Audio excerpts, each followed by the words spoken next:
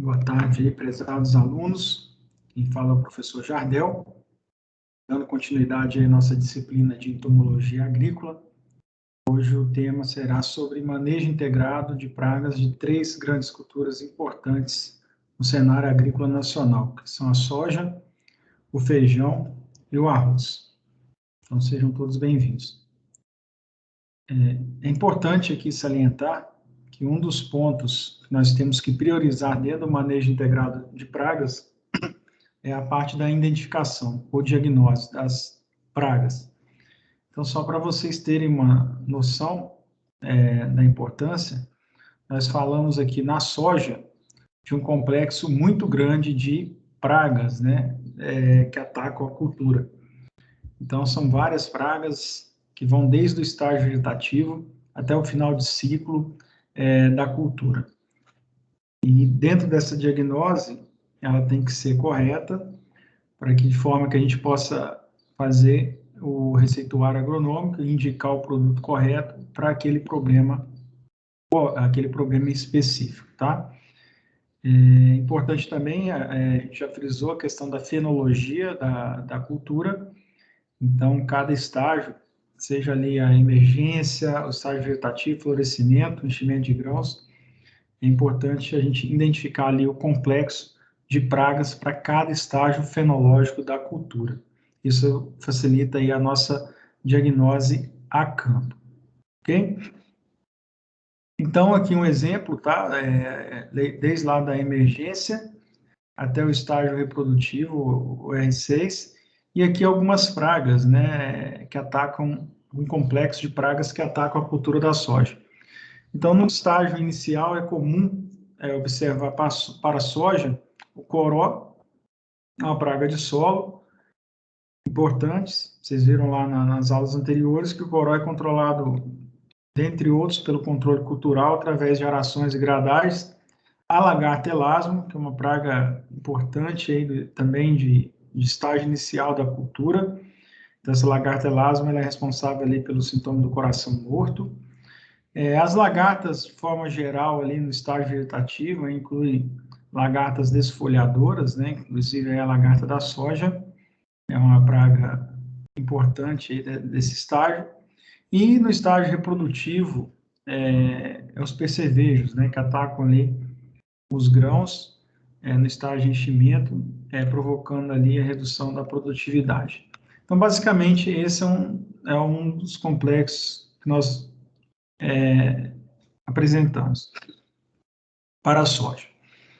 Bom, a soja ela possui algumas pragas que nós chamamos de pragas chaves, que são as pragas mais importantes, que atingem o nível de dano econômico várias vezes durante o ciclo da cultura.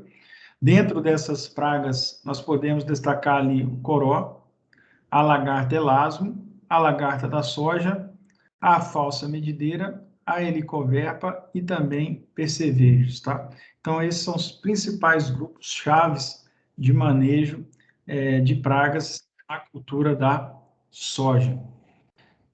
A lagarta da soja, também chamada de Anticassia gematalis, é uma lagarta desfolhadora, que ataca ali a soja durante todo o ciclo. Ela tem essa característica de listas longitudinais claras, com listas mais escuras. Varia muito, tá, pessoal? À medida que a lagarta ela vai se desenvolvendo, tá? Ela vai atingindo aí instares, quarto, quinto instar, ela vai mudando aí de cor, vai mudando, essa coloração ela vai alterando. Então é interessante você fazer a diagnose correta já nesses estágios iniciais. Então, percebam que a lagarta aí no estágio inicial, ela tem uma coloração mais verde clara, mas ela mantém essa lista aqui longitudinal ao longo do seu corpo, né? Então, isso aí é um ponto importante aí para a identificação dessa Anticassia gematalis. Então, além dessas características listadas anteriormente, alguns pontos importantes que são os ovos, né? Os ovos são verdes, eles são colocados de forma isolada do lado inferior da folha, também chamado abaxial, então na parte de baixo aí das folhas. As lagartas, elas são esverdeadas a escuras, em situações de alta infestação. Esse é outro ponto importante, tá? À medida que ela vai aumentando a infestação dessa lagarta, ela vai tornando-se uma coloração mais escura. Elas possuem essas listas dorsais claras no sentido longitudinal e apresentam 4 pares de patas abdominais, além de um par terminal. Então, eles possuem ali 4 pares de patas verdadeiras e um par de pseudopatas ou patas terminais, tá?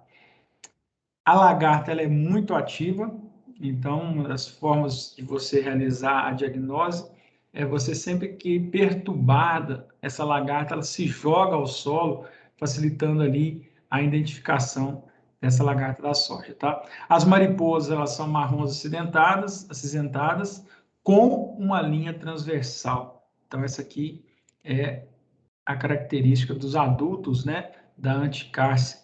Então, hábito noturno, coloração acinzentada. Então, dando sequência, aqui o ciclo da cultura. Então, uma única mariposa, ela consegue colocar ali até 1.000 ovos. Então, para vocês perceberem, né, como que é a pressão dessa praga a campo, então muito alta. Então, a taxa de multiplicação dessa praga é altíssima, elevada, tá? E em altas pressões, essa larva ela tende ali também a ter uma coloração mais escura, né? Então, é comum que essa lagarta ela se torne mais escura em condições de alta infestação. Que as pulpas no solo, tá? E de pulpa até para completar todo esse estágio adulto, nós temos ali um ciclo de 30 a 35 dias, né? Ou seja, a taxa de multiplicação 1.000 vezes em um mês aproximadamente.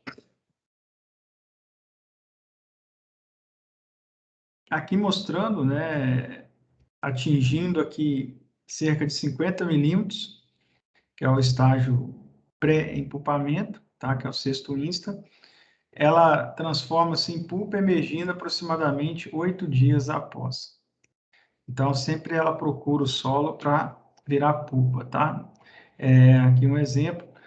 Interessante, né? Vocês percebam aqui de forma mais clara essa mudança aí das lagartas de instares menores para instares maiores, né? Além daquela coloração mais escura quando a pressão da praga é maior, nós temos também mudanças ali no padrão de formato, de coloração das lagartas de primeira até o último insta. E é interessante, né, que essa diagnose ela deve ser realizada o mais breve possível. Então, estágio de lagartas pequenas, onde os inseticidas apresentam uma eficiência de controle superior. Então, para os engenheiros, né, agrônomos, é interessante já identificar essas lagartas logo nos primeiros instares, que dificulta um pouco. Professor, como que eu posso identificar em qual instar está a lagarta a campo? Então, geralmente tem algumas réguas, tá?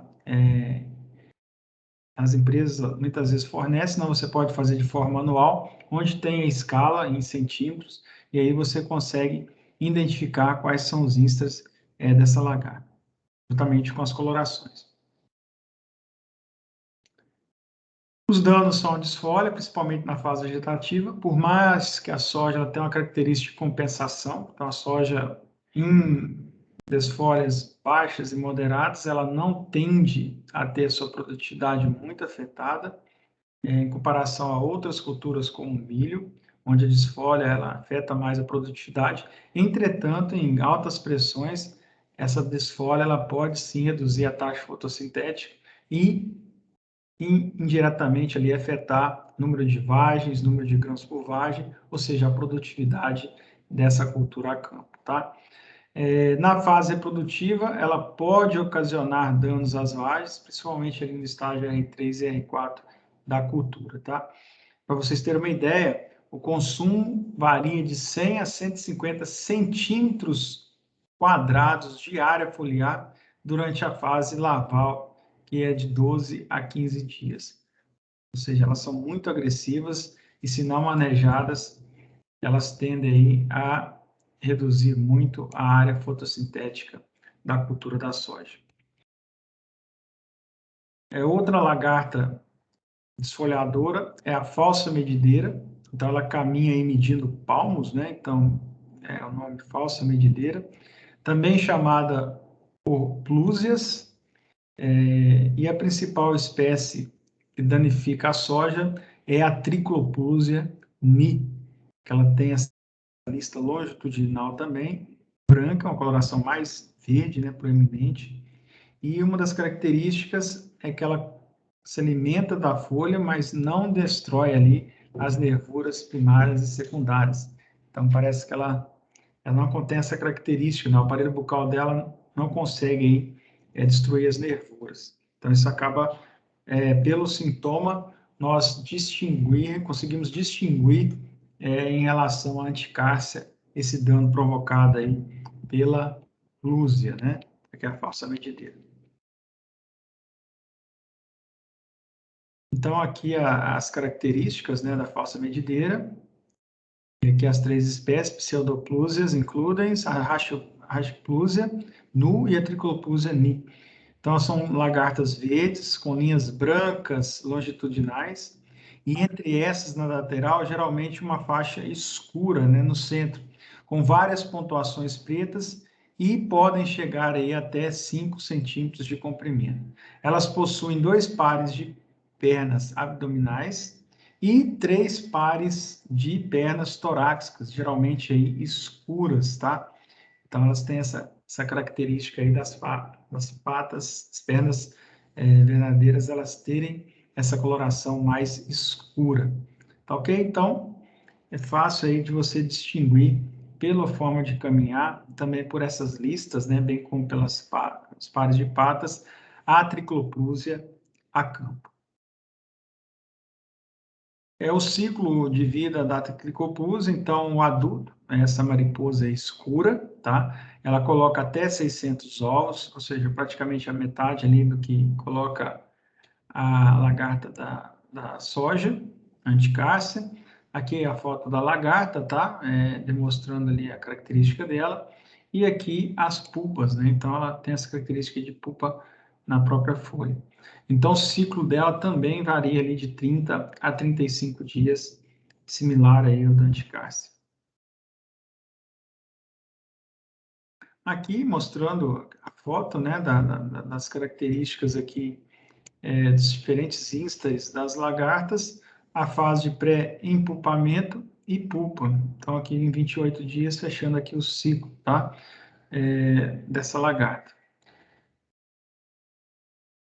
Aqui, evidenciando aquele ponto que eu chamei a atenção 3 slides anteriores. Então, se alimenta das folhas, né, mas não das nervuras principais e nem das secundárias. Então, elas também são bastante agressivas e podem alimentar até de 200 centímetros quadrados de folha por lagarta. Então, pode atacar também vagens em populações maiores, onde a gente tem uma pressão ali elevada, e é mais difícil ser controlada com inseticidas do que anticárcias rematares. E é importante, né, a diagnose correta. Às vezes, o produto, o ingrediente ativo, o inseticida recomendado para a anticárcia, ele é diferente, por exemplo, do recomendado para as pseudoplúsias, né? Então, é interessante a gente fazer a diagnose, seja pelo sintoma, ou seja, a folha, seja pelo sinal, que é o próprio inseto ali, a sua identificação. A Helicobacter parmígera, então, uma praga aí muito agressiva na cultura, tá? E causando danos aí, principalmente pela alimentação de vagens no início ali de florescimento, né, final de florescimento, início de enchimento de grãos. Então, é uma praga bastante agressiva, se não tomar bastante cuidado, em poucos dias ali, ela pode levar aí a perdas significativas de rendimento na lavoura. A dificuldade em relação à Helicobacter parmígera está na identificação dessa lagarta. Tá? Ela apresenta aí coloração muito variável, desde verde, passando rosada, amarela, parda, escura, às vezes com partes mais claras, então acaba confundindo aí com outras lagartas, então tem que tomar bastante cuidado, tá? Ela é uma lagarta que pode atingir até 3,5 cm de comprimento E também, a exemplo das anteriores, possui faixas longitudinais claras e escuras, alternando-se ao longo do corpo, e as faixas claras laterais são vistas de forma facilmente, né? Ela se abriga no trifólio até terceiro insta. Então, ela sempre fica ali no terceiro insta, depois no trifólio, depois ela pode migrar ali para vagens, né, por exemplo. Inicialmente, elas atacam os trifólios, como eu disse, acabei de dizer. Até o terceiro insta, ela fica ali naquele trifólio jovem, então causando poucos danos, né? Então, geralmente o produtor ele não dá muita atenção nesse início, pelo baixo dano que ela provoca ali no trifólio. Entretanto, quando a lagarta ela cresce, ela migra ali para folhas e vagens e em poucos dias, né, ela pode provocar danos na fase vegetativa, tá? E também na fase reprodutiva. Então, elas possuem preferência para vagens, então sempre que um momento ali muito crítico para a Helicoverpa parmígena é quando começa ali esse enchimento de grãos. Então, a lagarta às vezes está lá na folha, percebe ali a formação das vagens e faz essa migração ali para as vagens que ainda estão pequenas e rapidamente elas devoram essas vagens e às vezes acaba devorando ali toda a lavoura do produtor. Então, tem que ficar muito atento nesse momento especial, né, que é o início de enchimento de grãos para a Helicoverpa armígena.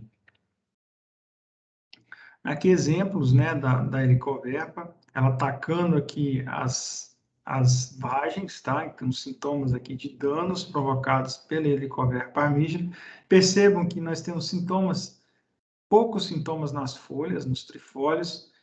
Então, como eu disse, né, nesse momento o produtor até então ele está tranquilo, aí na hora que começa o enchimento aí de grãos, as vagens, ela já começa rapidamente a migrar das folhas e às vezes populações baixas, ela consegue se multiplicar rapidamente e inicia esse ataque aí das vagens, tá? Durante ali o enchimento de grãos, outra praga que é importante são os percevejos. Então, complexos de percevejo, eles entram aí no percevejo verde, também chamado de Nesara viridula, nome científico, tá? Percevejo verde pequeno, Piezodoros glidini. A Uedesa, que é esse percevejo com essa característica marronzada, né? Então ele é verde com marrom. Aqui o percevejo marrom, que é o Xisto zeros, importante praga da soja. Tem essa marca branca aqui no pronoto. O Dickelops, que é outra praga importante. E o Acrosteum hillary, que é esse mais verde, mais fino, tá? Então são várias espécies diferentes, todas elas atacam ali o estágio reprodutivo da planta. O percevejo, a diferença entre o percevejo verde e verde pequeno, então o percevejo pequeno, além do tamanho menor, ele tem pronoto aqui um pouco mais ovalado, tá? Com essa mancha aqui amarronzada, enquanto o percevejo marrom, ele é bem característico, possui essa mancha aqui clara, identifica ele de forma correta, fácil a campo. Então, aqui com os nomes científicos, professor, precisa decorar nome científico? É importante, tá? Principalmente se você for trabalhar com a cultura, identificar o nome científico.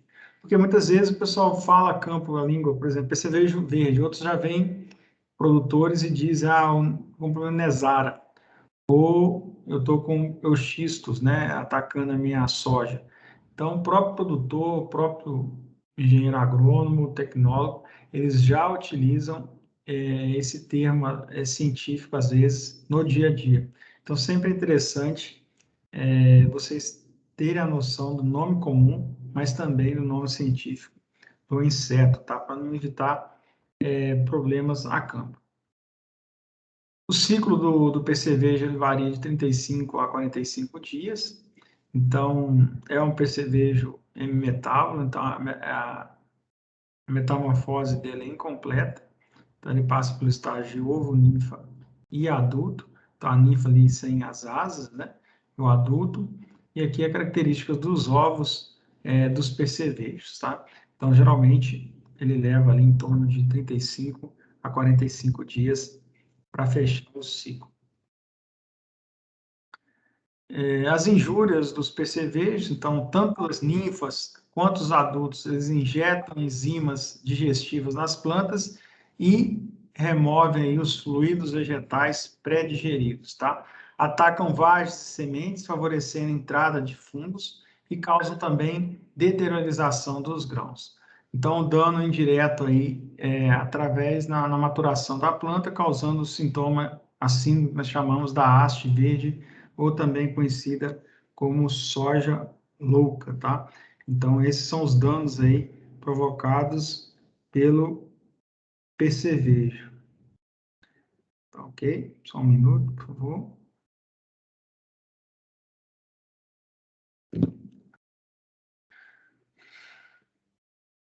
Os corós são pragas aí de início de ciclo, então atacam ali principalmente a soja no início da emergência, tá?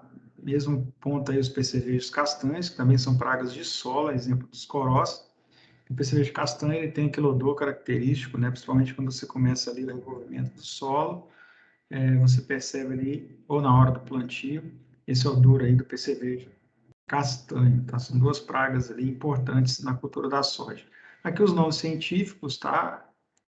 São várias espécies, então os corósios podem ser da filofaga, de loboreros, o oleogenos, e os percevejos castanhos, o Scaptocoris castanha e o Atorsocoris brachiaria, tá? Que são as duas espécies aí mais importantes dos percevejos. Os corósios, a gente já mostrou esse slide, tá? Então, o adulto é um coleóptero. Esse coleóptero, ele deposita os seus ovos, né? Geralmente no solo. E esses ovos eclodem e essas larvas, né? Elas ficam ali no solo. Essas larvas têm característica que, à medida que a umidade vai reduzindo, elas vão descendo, né? Acompanhando as altas umidades. E no verão, elas sobem de novo. E aí elas encontram aí as culturas, né? E começam aí a se alimentar do sistema radicular dessas culturas a campo.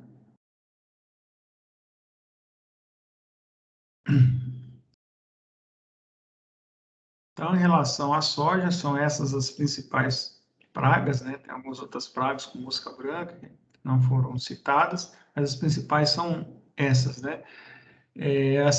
Para feijão, nós temos a cigarrinha verde, tá? A mosca branca e o trips.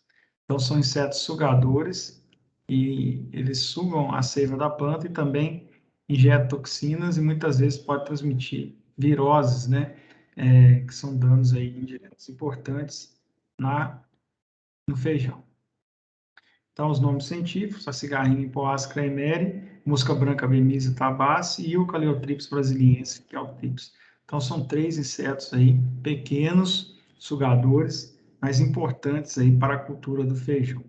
Então, aqui as injúrias, né? Aqui o encarquilhamento das folhas, isso é um dos sintomas da ingestão de toxinas, né? Essas toxinas causam esse encarquilhamento. A foto não está muito nítida, mas um pouquinho de sintoma de mosaico também, devido ao vírus, atacando aí as plantas de feijão.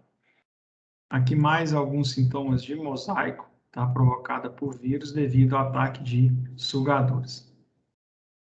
As vaquinhas, né? A principal que é a diabrótica, mas nós temos também o serotoma, que é essa outra vaquinha. Eles causam disfolia, né, quando adultos, e a larva alfinete, ela também ataca o sistema radicular. A mosca minadora, a Liromys sp, que forma essas galerias aí nas folhas do feijão, reduzindo a área fotossintética e comprometendo também o rendimento da cultura. Pragas do arroz, tá? Então, no feijão nós temos principalmente ali como pragas os 3 sugadores e as vaquinhas, né, que são importantes ali no feijão. Passando para arroz, então nós temos aí pragas do sistema radicular e parte inferior do colmo, principalmente cupim em área de arroz de sequeiro, tá? A lagarta elasmo, que ela atacando ali o centro do caule, provocando ali o sintoma do coração morto. O bicho-bolo, o coró, também é importante no arroz. A bicheira do arroz, que é esse coleóptero que tem essa larva, também é importante na cultura. E aqui os nomes científicos, né? São várias espécies de cupins, a lagarta elaso, que é Elasmopalpus lignicelos, o bicho-bolo, que é o Dicintus sp, e o Oryzophagus oryzae, que é a bicheira do arroz. Que mostrando as injúrias, né, provocadas ali pelo ataque desses insetos, insetos que atacam o sistema radicular. Então, aqui nós temos os sintomas em reboleira, onde a concentração do ataque está relacionada aqui a áreas, tá, específicas. Aqui um sistema radicular normal, um sistema radicular atacado aí pelas pragas que atacam o sistema radicular, e aqui comprometendo ali a absorção de água e nutrientes pela cultura, e dependendo ali da pressão, podendo levar até a morte essas culturas. Aqui as pragas da parte aérea, percevejo do como, então ele acaba succionando ali a seiva e reduzindo ali a questão de aporte de nutrientes. A broca da cana, tá? Também com o sintoma do coração morto, se alimenta ali do caule do arroz, e bloqueando ali a passagem de água e nutrientes e fotossimilados. Aqui o nome científico dos dois, Tibraca, que é o percevejo do come, e a Diatressa canalis, que é a broca da cana. A amostragem, tá, desses insetos nas culturas. Então, para os sugadores no feijão, nós geralmente fazemos a amostragem de plantas em 2 metros de fileira, ou seja, nós marcamos ali 2 metros de fileira. Geralmente a gente leva uma estaca ou leva uma trena, tá? E faz a contagem ali das plantas com até 4 folhas trifoliadas. Como que é feita essa amostragem?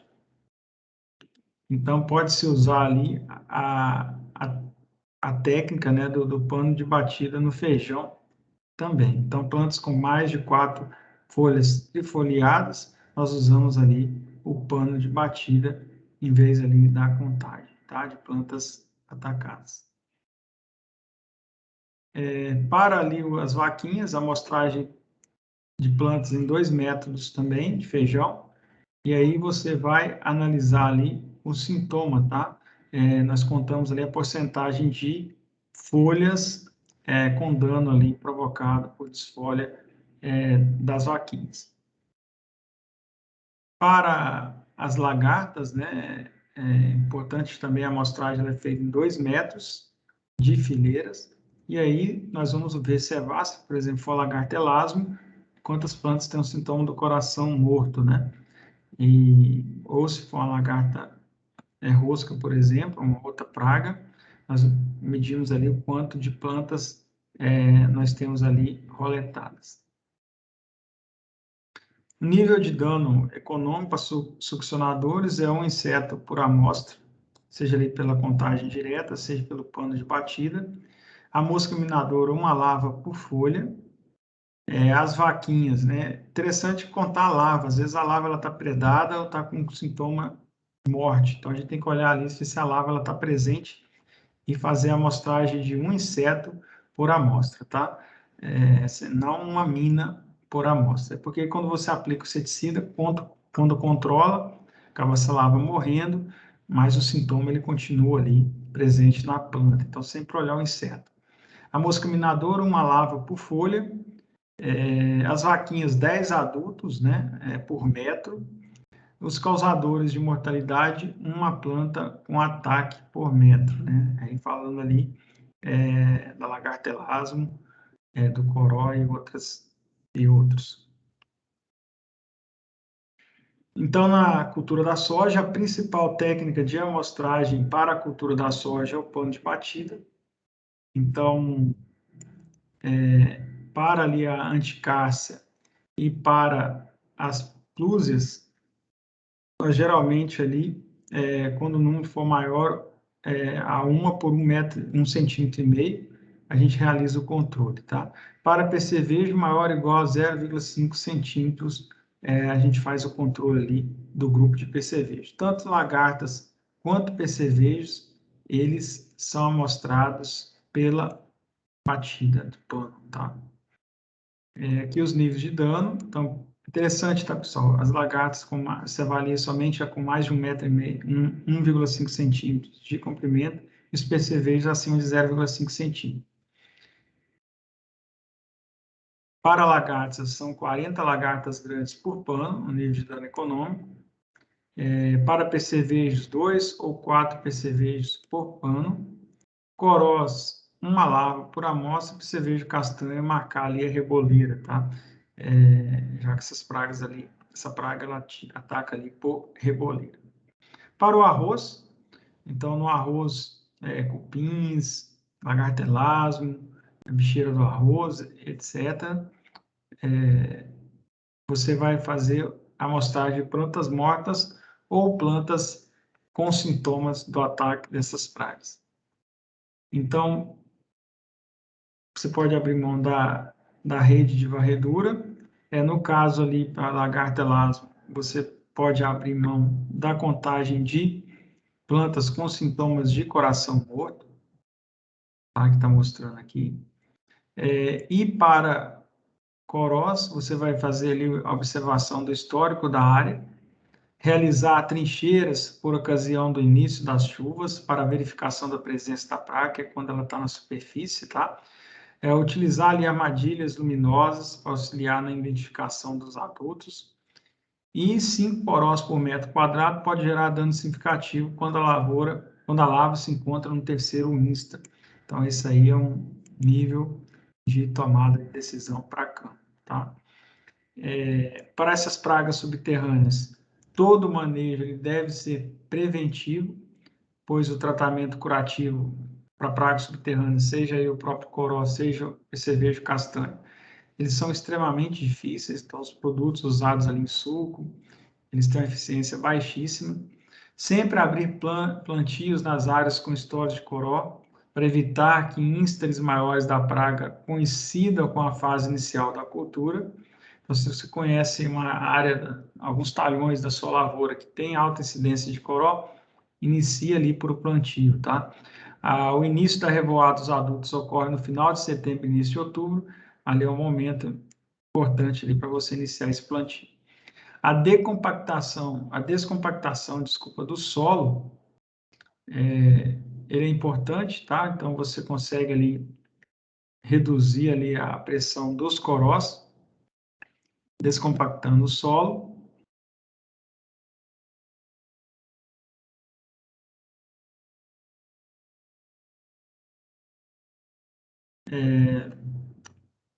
Sempre, turma, a descompactação do solo e a adição como o cálcio são ações que favorecem o crescimento do sistema radicular, mas não é o cálcio que controla o inseto, tá? O cálcio, ele somente auxilia ali no crescimento do sistema radicular. Então, cuidado com as pegadinhas aí dos exercícios, tá? Tem questões que falam que o cálcio, ele controla o inseto. Não, ele não controla o inseto. Ele aumenta ali o crescimento do sistema radicular, reduzindo ali o dano desse inseto a campo, tá ok?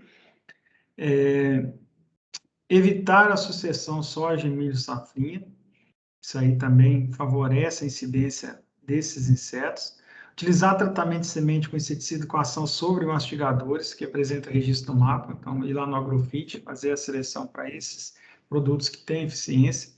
Pulverizar inseticidas no suco de plantio com adição de tratamento de sementes ajudam aí, apesar da baixa eficiência, no manejo dessas pragas, tá? Rotação de culturas com crotalária, juntos respeitáveis, também é uma forma de reduzir a pressão dessas pragas de solo, tá? Então, aqui o sintoma de reboleira é provocado ali pela incidência de ataques de pragas de solo como coró. Aqui os produtos, né, são poucos, são 16 produtos aí que você tem registro aí para controle desses corós e desses percevejos no solo. Como considerações finais aí da aula do MIP de hoje, né, dessas 3 culturas, é importante a gente sempre salientar mudanças no complexo de pragas. Então, nos últimos anos, nós temos percebido, né, que pragas até então que não tinham importância, elas têm chegado e têm atacado aí as culturas. Então, é comum, por exemplo, pragas de hortaliças migrando para pragas de grandes culturas, pragas de grandes culturas migrando para pragas de hortaliças. Então, essas pragas, elas têm se tornado mais prolíferas, né? Ou seja, atacando mais culturas e ocasionando danos maiores. Então, atenção aí com essa mudança no complexo de pragas. Conhecimento sobre as pragas e inseticidas é importante. Então, a questão de dose, posicionamento, época de plantio, fazer a rotação dos produtos. Às vezes você tem um produto que tem um residual bom, mas ele não controla a lagarta grande, ou o contrário, né? Produtos com espectro de ação mais elevado para lagartos pequenos e lagartos maiores, mas que, por outro lado, tem um residual baixo. Então, sempre está conhecendo essas pragas e também conhecendo aí os inseticidas, isso é importante. Redução de opções de inseticidas, então, era para ser o contrário, né? A gente encontrar uma disponibilidade maior de produtos, mas, infelizmente, né, o que nós temos observado nos últimos anos é a adição de poucas moléculas, né, principalmente grupos químicos, a campo. Então, às vezes a gente tem até produtos novos, mas se você for pegar o ingrediente ativo, é o mesmo.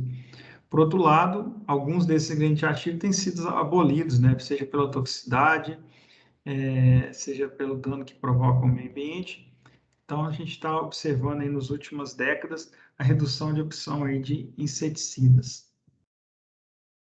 Aumento da dependência do MIP, né? Então, isso acaba aumentando a dependência de MIP, por quê? Poucos produtos, boa parte desses produtos, as pragas já apresentam resistência, o produtor aumenta a dose, o engenheiro agrônomo aumenta a dose, achando que vai melhorar o controle. No primeiro momento até melhora, mas depois você percebe que o que você encontra é uma ineficiência ainda maior desse ingrediente ativo e poucos produtos para fazer a rotação. Então, o produtor tem buscado muitas opções, né? Seja ali o controle biológico, seja materiais mais resistentes, posicionamento das culturas, e tem priorizado um pouco menos o controle químico, porque ele sabe que se ele usar de forma desenfreada esses produtos químicos, eles podem perder sua eficiência de forma muito rápida. As culturas BTs, como a soja intacta, ela tem chegado. Tem também que lembrar que essas culturas elas têm que ser manejadas, né? Apareceu ali populações resistentes, nós temos que utilizar outros métodos de controle, como controle químico. Então, é importante sempre fazer a amostragem. Não é que a cultura ela seja intacta, soja seja intacta, que você não precisa de ir a campo fazer a contagem das lagartas, né? Então, sempre ir lá observar e sempre que atingir ali populações acima do nível de dano econômico, realizar ali o controle da soja, das lagartas na soja. Então, era isso, tá? Gostaria de agradecer a atenção de vocês e vou estar interrompendo aqui a nossa gravação. Qualquer dúvida, nos vemos aí no nosso momento 5. Obrigado.